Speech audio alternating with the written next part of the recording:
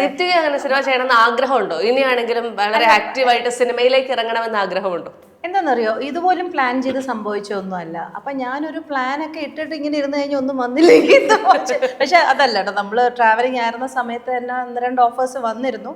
പക്ഷെ ആ സമയത്ത് ട്രാവലിംഗ് ആയിരുന്നത് കൊണ്ട് ചെയ്യാൻ പറ്റാഞ്ഞതാണ്. 24 മണിക്കൂർ പോരാ ആക്ച്വലി. നിത്യയുടെ മൊത്തത്തിൽ എടുത്ത് നോക്കുമ്പോൾ ബാൻഡിന്റെ കാര്യങ്ങൾ, വീട്ടിലെ കാര്യങ്ങൾ, സ്കെച്ച്, അത് ഇത് ചപ്പ് ചവറ, അവളെ എപ്പോഴും ഇരുത്തിക്കൊണ്ട് പറയുന്നതല്ല, ത്രൂ ഔട്ട് എന്തെങ്കിലും ആയിട്ട് ഇങ്ങനെ വർക്ക് ചെയ്തുകൊണ്ടിരിക്കും. എനിക്ക് ചില സമയത്ത് ഈ ഓവർവെൽഡ് ആകുമ്പോഴത്തേക്കും ഈ വർക്ക് എല്ലാം നമ്മൾ, കാരണം കമ്മ്യൂണിക്കേഷൻ എല്ലാം വാട്സാപ്പ് അല്ലെങ്കിൽ ഇമെയിൽ അങ്ങനെ ആയിരിക്കും പോകുന്നത്. ഇപ്പൊ നമ്മൾ ക്രിയേറ്റീവ്സ് ചെയ്യാനാണെങ്കിലും എന്തെങ്കിലും നോട്ട് ചെയ്ത് വെക്കാനാണെങ്കിലും ആരും ഇപ്പൊ പേപ്പറും പേന എല്ലാം ഫോണിലാ. അപ്പോൾ കുറച്ച് കഴിയുമ്പോഴത്തേക്കും തീർച്ചയായിട്ടും ഇപ്പം എന്തെങ്കിലും വന്ന് സംസാരിക്കുമ്പം ചിലപ്പോൾ ഞാൻ എന്തെങ്കിലും ഒരു സാധനം ഓർത്ത് നമ്മളങ്ങനെ നോട്ട് ചെയ്ത് ഇങ്ങനെ എഴുതി വരികയായിരിക്കും.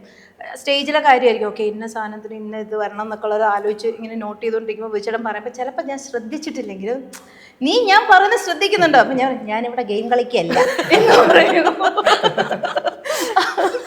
അപ്പം അതാണ് ചെറുതായിട്ട് ആ ഒരു അവസ്ഥയുണ്ട്. ഈ പറഞ്ഞ കണക്ക് ഓഫേഴ്സ് വന്നാൽ ഞാനും പറഞ്ഞിട്ടുണ്ട്, നല്ല ഓഫേഴ്സ് ആണെങ്കിൽ ചെയ്യുക. പിന്നെ തീർച്ചയായിട്ടും അതിന് നല്ലതാണെങ്കിൽ കംഫർട്ടബിൾ ആയിട്ടുള്ള ഒരു ഇത് വരികയാണെങ്കിൽ